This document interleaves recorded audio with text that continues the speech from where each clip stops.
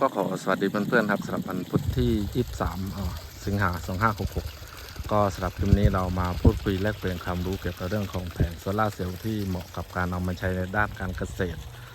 ว่าเป็นแผงแบบไหนก็ยังเห็นถามกันเข้ามาเรื่อยๆวันนี้ก็โดนงานด้วย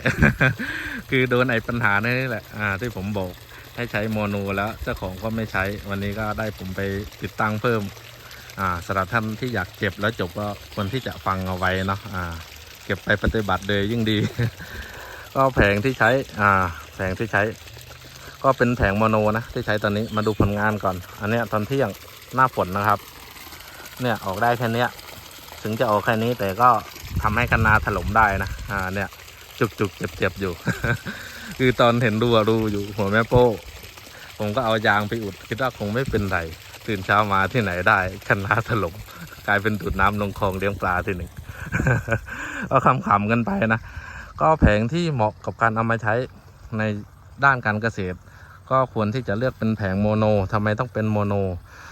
คือในช่วงหน้าฝนน่ะแดดมันจะน้อย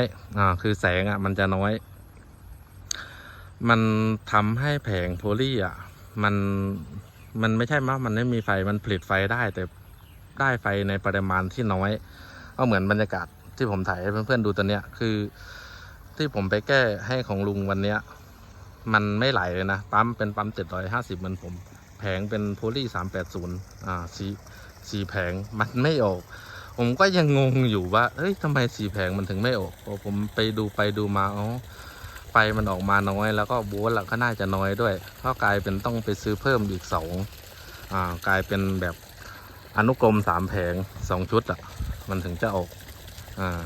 แล้วออกก็ออกอยู่แค่ประมาณนี้นะครับมันไม่ได้ออกเยอะกว่านี้เลยแต่แกต้องเสียตังค์เพิ่มไปซื้อใช้ตั้ง6แผงแต่ของผมนะใช้แค่3ก็แผงที่ผมใช้ก็เป็นโมโนทั้งหมดนะเป็นโมโน390 490แล้วก็360แผงที่ผมใช้พื้นที่2งานก็ว่า2งาน2 ไร่ 2 งานก็เอาเหลือนะเนี่ยอันนี้ดูดลงแปลงข้าวนะครับก็ไม่มีปัญหาใดใช้มา3 ปีละส่วนในเรื่องของการประกันที่เพื่อนๆถามมาว่าแผงยี่ห้อไหนดีอะไรดีผมว่าหาร้านดีๆซื้อดีกว่า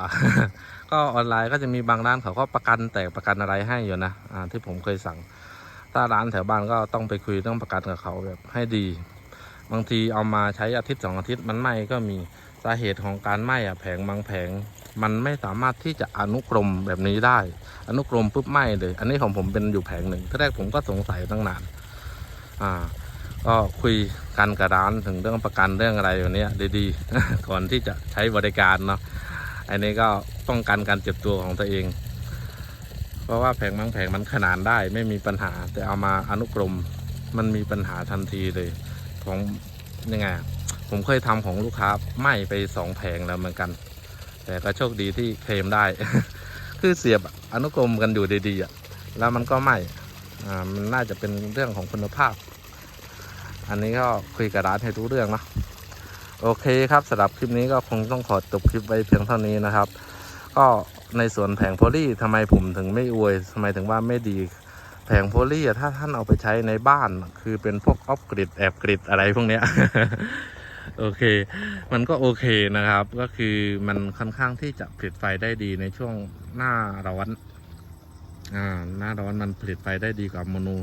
แต่โมโนก็ไม่ได้หมายความว่าหน้าร้อนแล้วน้ำมันจะไม่ออกผมก็เคยลงคลิปให้เพื่อนๆดูแล้วนะครับผมใช้2 แผงก็คือแผงตัว390กับ360แค่2 แผงก็แดดเมษาเปรี้ยงเลยน้ำก็พุ่งกระจายเต็มท่อ2 นิ้วเหมือนกันนะครับคือมันก็ใช้งานดีแต่มันไม่ได้แบบว่าหน้าร้อนแล้วโมโนมันจะได้ไฟแบบโคตรน้อยอะไรน้อยมันไม่ใช่ครับแต่โพลีถ้าเจอหน้าฝนนี้เห็นผลจริงๆนะครับคือไฟมันมาน้อยมากน้อยกว่าโมโนมันได้ผมบอกบรรยากาศประมาณนี้4 แผงน้ำไม่ออกผมก็ยังงงเป็นไก่ตาแตกอยู่แยกอนุกรมเป็น3 แผงให้โวลต์เพิ่มแล้วยังไม่ได้เลยน้ำยังไม่ไหล